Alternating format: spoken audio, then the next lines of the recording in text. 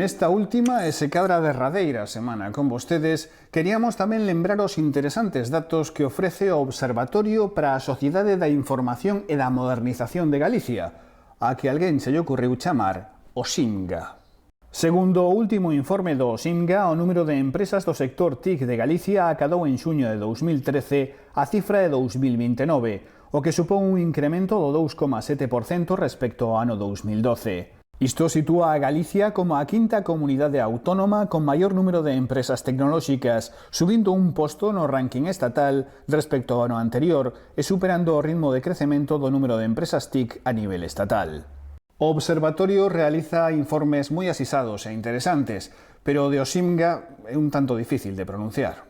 Os datos do SIMGA mostran que, a pesares da actual conxuntura económica, o emprego neste sector mantense por riba dos 15.000 traballadores dende o ano 2010. O valor engadido bruto do sector TIC galego representou o 2% do PIB de Galicia e o volume de negocio das empresas TIC galegas superou os 2.240 millóns de euros no ano 2012.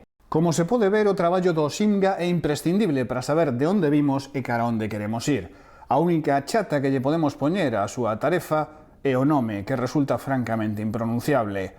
O que non se explica porque con tanto poeta como hai nesta terra podían terlle pedido consello a algún, aínda que con tanta poesía moderna se cadra é o que fixeron.